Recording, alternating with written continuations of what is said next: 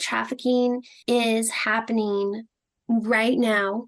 It kills me to think this way, but I remind myself of this all the time. Right at this very moment, someone is being abused, someone is being trafficked and held against their will and forced to do these terrible things that are so damaging to their body and their soul and their mind. Is happening right now, and it could be happening to your neighbor, it could be happening to your niece, it could be happening to anybody that you know. Like, it's very possible that you just don't know that this is happening. The iamonwatch.org, the training, if people could please take the training, because it shows real situations with survivors' stories. And it tells the signs that could have been seen and where people could have intervened. Has your life, your dreams been interrupted? Good news. It is possible to reinvent our lives. People are doing it every day, and some are brave enough to share the struggles, disappointments, and challenges. If you are looking for a new beginning, a do-over, or to rediscover your passion, maybe even find a new one, then grab a cup of coffee and let's talk. Interrupted, Act 2, Reinventing Your Legacy, with your host, Coach Lori.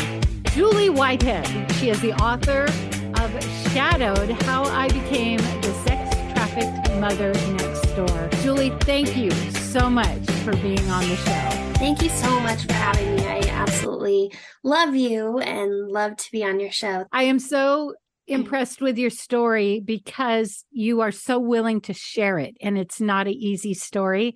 And so you started out by working with a foundation and creating modules on how to raise awareness. And now you've written a book. I always like to start with where your life is now. I love it that we talked about this a little bit because it would be really fun to go, I have a fabulous life, but life is still hard. But tell us about your life and what you're doing now to help this cause. I definitely feel like I'm still in the very middle of my healing process. Like, I have not come through it and come out the other side yet. I'm definitely in the middle somewhere. I spend a lot of time in therapy, almost 6 days a week, which is a lot. In between therapy, I try to work with this foundation called the Malou Foundation, and they were really instrumental in me feeling like I could come home from Boston, which was where I was in treatment for 6 years almost. When I learned about them, I felt like, oh, that's amazing. There's a force for good in Utah where I live, and there's this army of people trying to fight sex trafficking and exploitation. And I just felt like, okay, I can go home and exist with knowing there's this army here to help. And so I've been working with them. Mostly I just share my story, try to build awareness. I think that's my number one goal with everything I've done so far, is to build awareness around sex trafficking in particular, but also other abuses, domestic violence, childhood sexual abuse, any type of exploitation. Try to help raise funds that will go 100% to helping survivors. Yeah, I wrote a book to create awareness, and the feedback that I've gotten is just so many people are shocked and stunned, really, that this is happening right in their area that they live. A lot of people that have talked to me were like, oh my gosh, I lived a couple blocks from where you lived when this happened. This is happening just in average neighborhoods and everywhere. The awareness piece is really huge. That's what I'm trying to do, is just keep creating that awareness and helping people learn what to do if they should run into it or happen to see it. It is so important for people to read your story, to know that this could be happening. And through the Malou Foundation, the I'm on Watch videos that you have a module in helps people to kind of know what to look for and what to do. So I really want to promote that training. But can you just take us back and tell us your story? It's kind of hard to know where to start. I've actually endured about 31 years of near constant abuse. Of course, I didn't realize it at the time. That was just life to me. It's only been since I've been out of it and had a fresh perspective and looked back that I'm like, oh my gosh, my life was just kind of chaos and awful for 30 years. That's hard to even process. But when I was 30, I was trafficked for sex throughout the Western states and even into Mexico. He showed up in the form of a father of one of my preschool students. So who would ever guess? Seemed like a really nice guy, like a normal guy. I was going through a really bad divorce with my ex-husband, who I had been married to for almost 12 years. That relationship was abusive. He got arrested for domestic violence, and this father from the preschool came in and filled the gap. And he was like, I'll be here for you. I know that you're going through some hard times. Just felt like really almost a guardian angel that had just plopped down in my life and was all of a sudden there and was helping me feel safe when my ex-husband was still stalking me, even though I had a protective order. Just felt like this amazing person, and oh, how quickly he changed after he got comfortable with me. I got comfortable with him for a couple of weeks, and then it just flipped. He became so abusive and controlling, and I ended up having to take these trips, is what he called them, to different states where he would traffic me. And I didn't know what was happening to me. I used to say, like, why are you sharing me with people? And he would laugh in my face, and he's like, yeah, I'm sharing you with people. But I didn't have the words for sex trafficking. I didn't even really know what that was. That's a big reason, too, that I want to create awareness, is that I myself, a victim of it, was in the middle of it and didn't even know what it was. We really have a long way to go in realizing that this is going on out there and what it looks like, what it actually looks like. Prior to that happening, I was in that abusive relationship for about 12 years. When I was a kid, I was sexually abused by my father. And I mentioned those things. They're all kind of separate abuses, but it all kind of ties in together. The thing to note is that the more abuse that you have, or the different forms of abuse that you have, create vulnerabilities in you. So like my childhood abuse created vulnerabilities that then I was more susceptible to be in a bad marriage, an abusive relationship. And that made me more susceptible to being trafficked. And so, yeah, it's just kind of a terrible road that it led me down. I love it that you are so open that you didn't know what it was, because I've worked with homeless women, and often they've said, do I have kick me written on my forehead? And I would say to them, oh, honey, you do, because you don't know how to love yourself because of that patterning and the early abuse. One thing that people will say a lot when someone's in domestic violence, why don't they just leave? Can you talk about that? It's funny, almost in a terrible way. When I was in that relationship, there were movies that came out. One I remember in particular with Jennifer Lopez, I think it was called Enough. I would always be on the couch like screaming, leave, why don't you leave? What's wrong with you? And here I was in the middle of it. So it's so ironic. It's kind of like a subtle thing. I don't know. It's not really even that subtle, because mine was pretty obvious. But you're in a relationship, you've built a family with this person, you have children.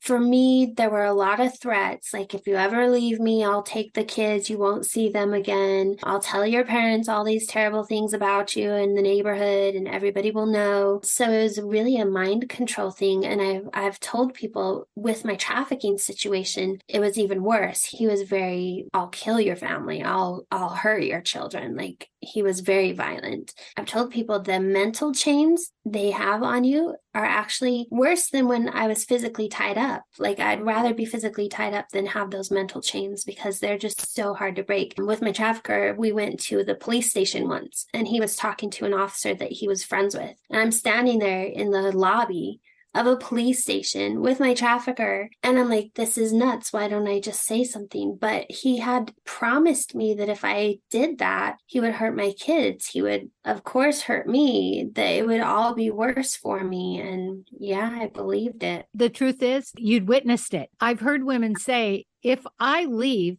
he will do this. And people are like, no, he won't. But you don't know that, because you have witnessed the horrendous things. That's what outsiders that want to step in and say, oh, just do this, they don't understand. There really is a level of fear there because of what you have witnessed. They're not idle threats. Yeah, exactly. I saw my trafficker beat a woman up. I saw a little bit of him hitting her. So he was left alone with this other woman. And I was taken to be trafficked and abused. And I came back, and she was wrapped up in a blanket head to toe in the back cab of his truck.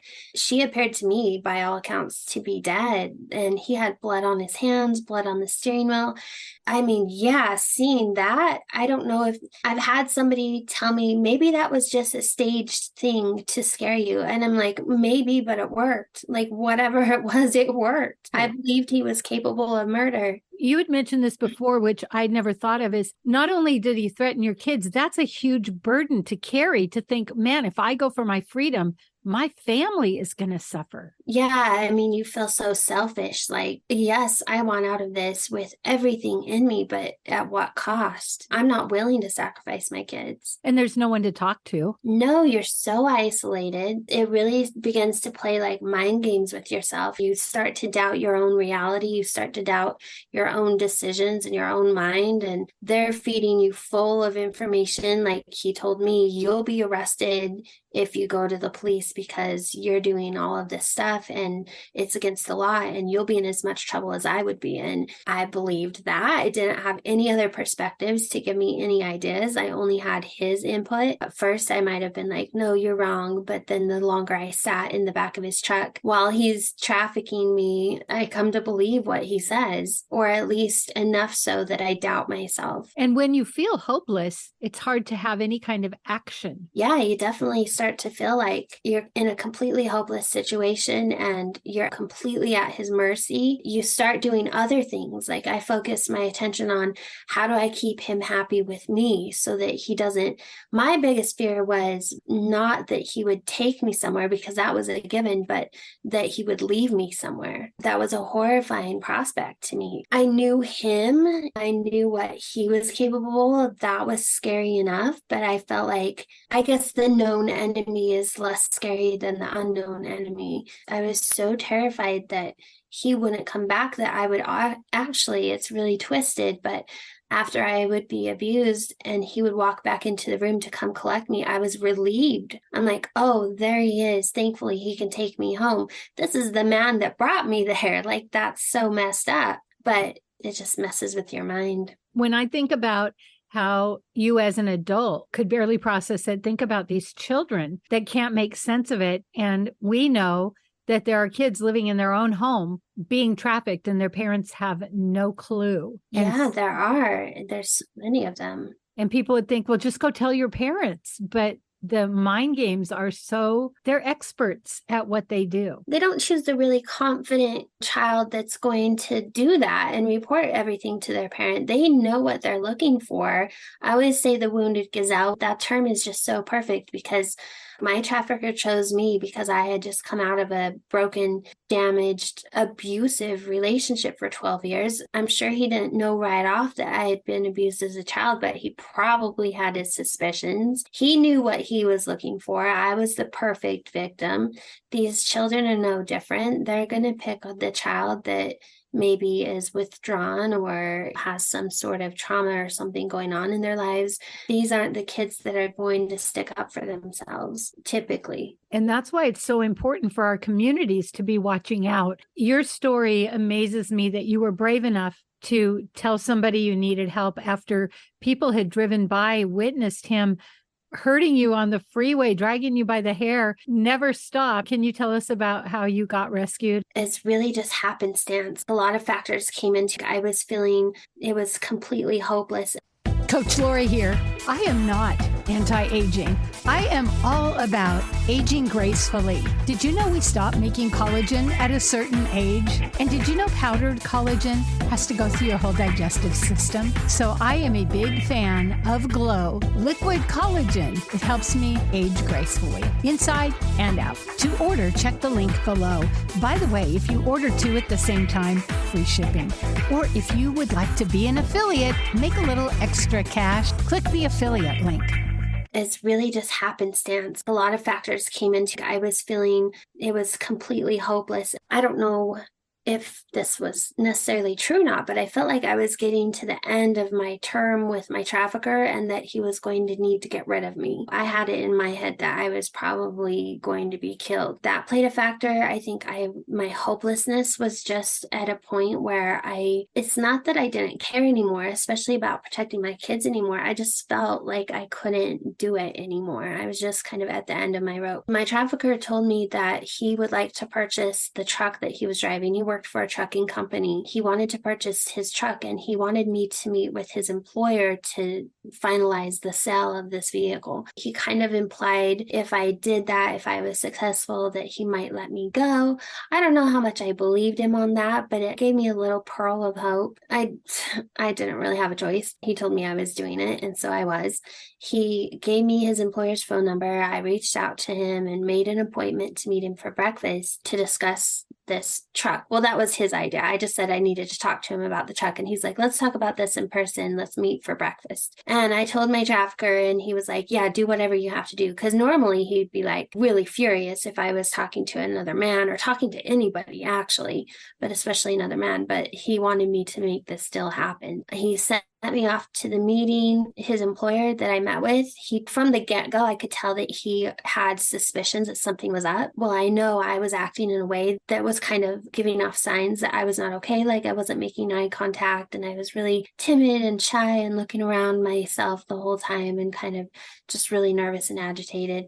We talked for a little bit. He tried to put me at ease, and then he finally just said, what's really going on? I don't really believe your story. I don't think that this is all on the up and up. Like, tell me what's happening. And I was so blown away. I wasn't prepared for that. For some reason, I let my guard down enough. I started crying, and he's like, okay, really, tell me what's going on. And I couldn't tell him everything. There was no way I could get myself to do that. But I did say I was in an abusive relationship with his employee, which we were never in a relationship, but that's just kind of the only way I knew how to describe it. He said, well, is it dangerous? Do you need help? And I shook my head, yes. And he's like, okay, I'm going to be by your side. Like, I'm going to help you get out of this, and we're going to get you free and safe. That is the start of how I got free. And I'm sure there were other people that saw me that had that same gut feeling, but they didn't do anything about it. And I don't blame them, because I've probably had that gut feeling before too and haven't done anything.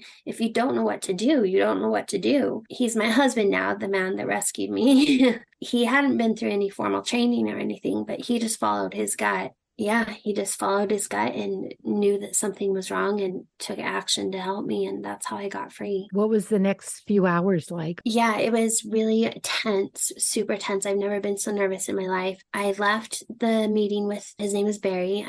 Left that meeting with him, and he had said, I'm going to tell your trafficker that the deal is off. I'm not going to let him buy the truck, because the $6,000 down payment was something I had collected from my parents, which in itself was a whole long story because I was not speaking to them. So he said, I'll tell him that I'm not accepting the money because it doesn't come from him. And I was so scared because I didn't know what the consequences would be. Is my trafficker going to blame me? What will he do to me because of this and the people I love? Somehow Barry was influential enough and kind of intimidating enough to my trafficker when he told him that he didn't accept the payment and that he wasn't going to sell him the truck. The trafficker blamed him and not me, which was so just lucky. My trafficker came home. He had gotten me an apartment that I was living in that was under his name because I had left my ex-husband, so I didn't have anywhere to stay. So my trafficker got me an apartment. He came to the apartment that night and he's like, no, the deal's off. He won't sell it to me. And he didn't blame me, which was amazing. But he did find out a couple days later that Barry was helping me.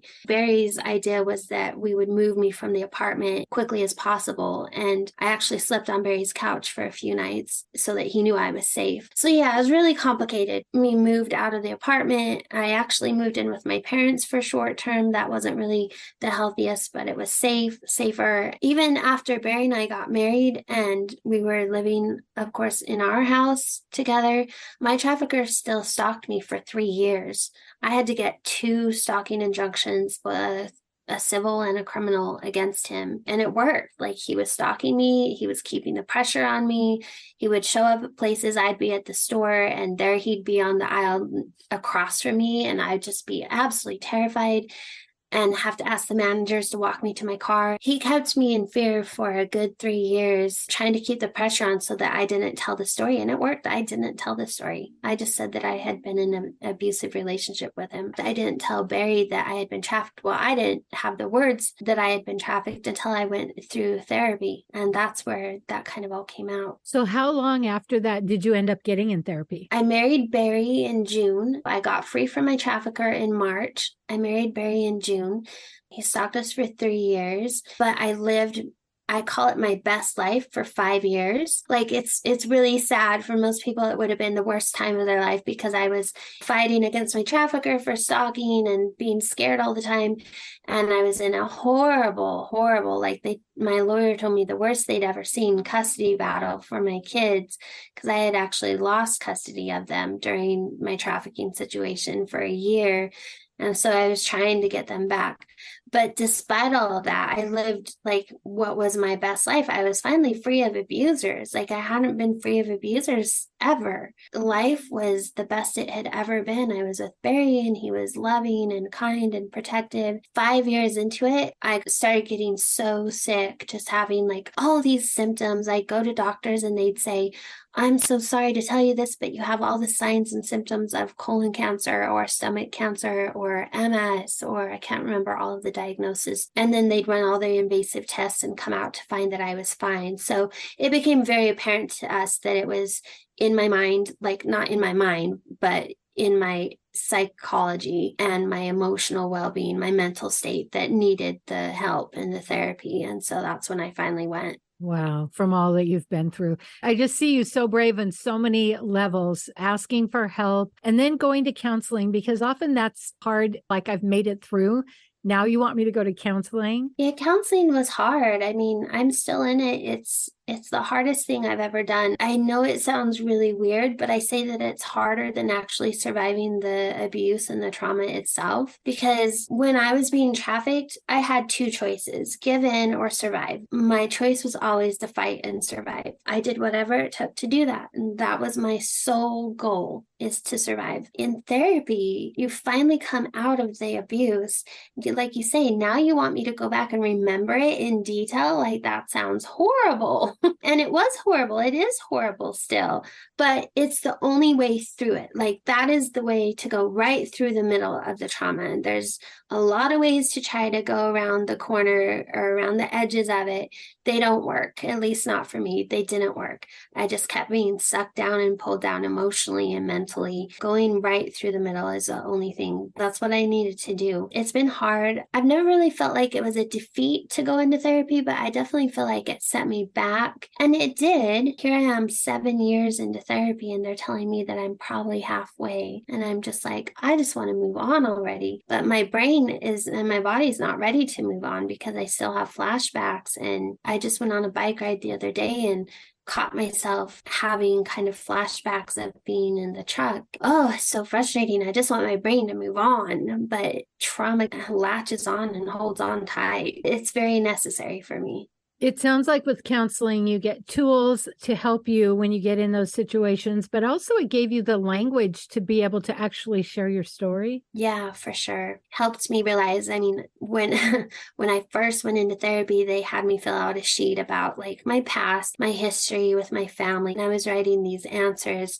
And then all of a sudden I had this kind of moment where I'm like, I am writing lies. I am just writing lies. Like, I've told myself my whole life that I had this perfect childhood and I was writing that on paper, and then I realized that's not true at all. Yeah, it let me open my eyes and know what I already knew. And what was it like for you when you recognized, oh my goodness, this wasn't a boyfriend or relationship, it was a trafficker, and then you had to tell Barry? What was that like? That was tough. That wasn't fun. It was bad enough that I was in this quote unquote relationship with this person that had been abusive. Oh, I just remember we were in Tennessee at the time. I was in treatment there. It was like late at night. And I said, I've got to tell you some things, but I don't want to just like sit in the kitchen and tell you, can we go for a drive? And like, I'll tell you on the way. Just seemed easier to be doing something. We went on this drive and I'm like, here's the story. Like, this is the reality of what I went through. And I told him, I think we drove for 3 hours straight, just back and forth along this road. And I told him the whole story. And talk about an amazing man. I can only imagine how hard that was for him to hear. And I could imagine being like, this is too much. Like, I'm out. This is more than I signed up for. But yeah, he heard it. He heard it all, listened to it and said, wow, like that's a crazy story. And that's just a terrible reality. But he was happy to know the reality. And then we could go forward with that mutual understanding of the truth and deal with it. He was kind of instrumental in getting you hooked up with the Maloof Foundation, right? He was completely, yeah. He was on a business golf outing and one of the holes was sponsored by the Maloof Foundation. He met them and then he came back and told me, oh, Julie, there's this place, like this is amazing. There's this place that's fighting. It's funny, people read the book and they're like, that's insane, all the things you went through. And I tell them, I didn't even put it all in there. Like, I didn't even put it all in the book, most of it, for sure, the big parts. My story is so complex. I never know when to start and when to end. Well, of course, I've said it 100 times. I think you're so brave, and stories matter, and stories change lives. And so you're so brave for sharing your story. What is it that you really want people to know? I want people to know that trafficking is happening right now. It kills me to think this way, but I remind myself of this all the time. Like right at this very moment, someone is being abused. Someone is being trafficked and held against their will and forced to do these terrible things that are so damaging to their body and their soul and their mind. Is happening right now. And it could be happening to your neighbor. It could be happening to your niece. It could be happening to anybody that you know. Like, it's very possible that you just don't know that this is happening. And you mentioned it earlier, the iamonwatch.org, the training. If people could please take the training, because it shows real situations with survivors' stories, the signs that could have been seen and where people could have intervened. You're not going to find a better training than one that comes from survivors, and this one is all survivor-led. Once you know, you can look for it. You can't look for something you don't know what it looks like. Like, that's just an impossible ask. Become educated and then become aware. You're never, ever going to be in trouble for making a report that comes back and is nothing. You hope that's the case. That's the goal. That's the big goal, is that it's nothing. You're wrong. Like, that's what you want, is to be wrong. But you're never going to be in trouble for reporting it. Her book is called Shadowed: How I Became the Sex Trafficked Mother Next Door. Yes, you can get it on Amazon, Barnes & Noble. You can go to the MaloofFoundation.org. Julie, thank you so much. I'm so proud of you for A, sharing your story, and B, being willing to go the distance on counseling and do the work. Thank you. Have you heard If Not Now, When? If not you, then who? Are you being prompted to write a book, to create a podcast? Check out Leaving a Legacy at www.coachlaurie, that's Coach, LAURIE.com. And let's get started on your second act now. 3 things we learned from Julie. Take the I'm on Watch training. Trust your instinct and share your story. If you love this podcast, here's a big ask. Will you share with your friends and family, subscribe, give us a review, and a 5-star rating so that others looking to reinvent their lives will be able to get the help they're looking for? Thank you in advance.